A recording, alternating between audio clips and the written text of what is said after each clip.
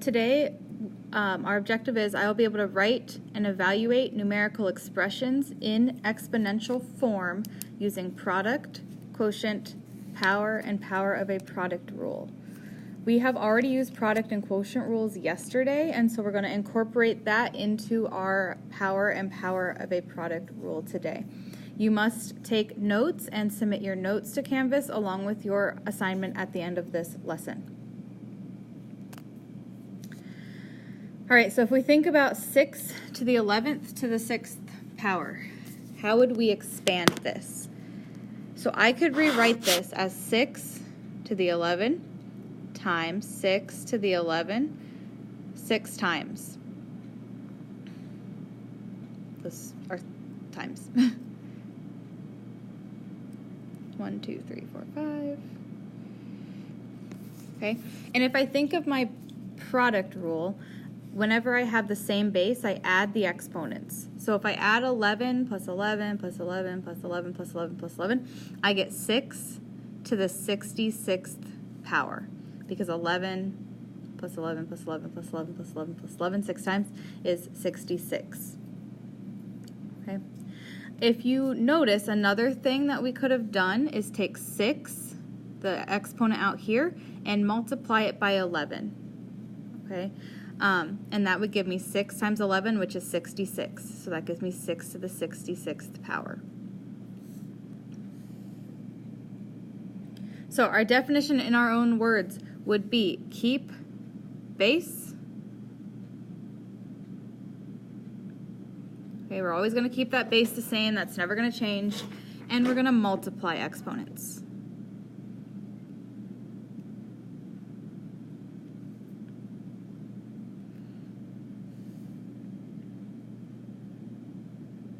Okay, so we're keeping the base, multiplying exponents. So if we had like 2 to the 4th squared, we would keep the 2 and we would multiply 4 times 2. So this would become 2 to the 8th.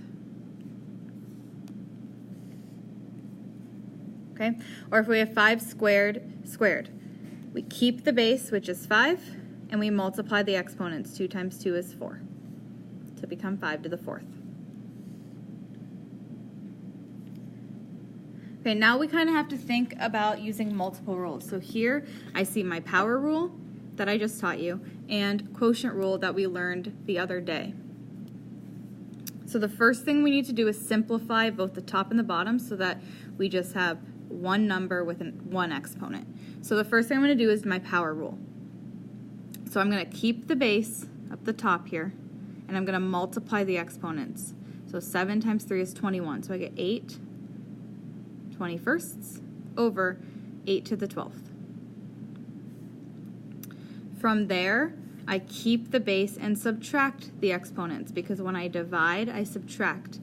So I get 8 to the, and I do 21 minus 12, which is 9. So 8 to the 9th power, and that is my answer. Okay, we can't subtract anything until we have just one exponent, so that's why we had to multiply first.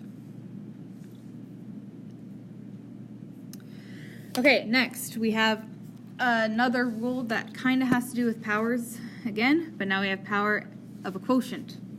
Okay, so if I was to expand this, I would have 3 times 4 squared, and I would write that 4 times. 3 times 4 squared times 3 times 4 squared times 3 times 4 squared.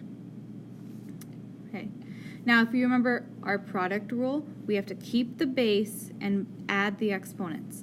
So I need to look at my different bases. I have a base of 3 and I have a base of 4.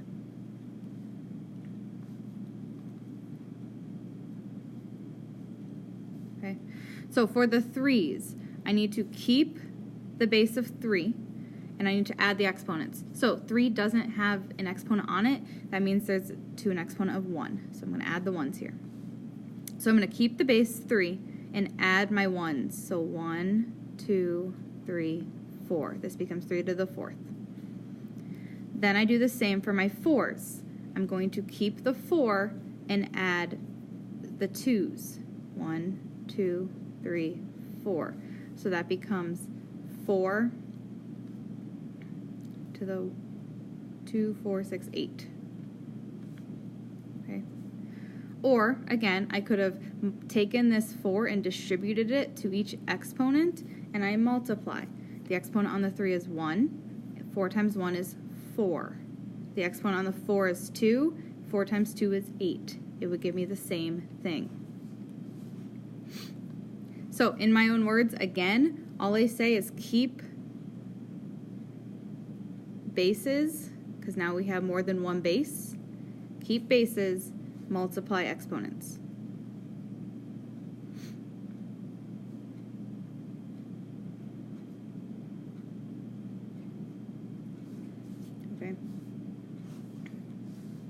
Okay, I want you to pause the video right here and email me or Miss Weldy, whichever teacher you have, and say that we are at minute 6:06.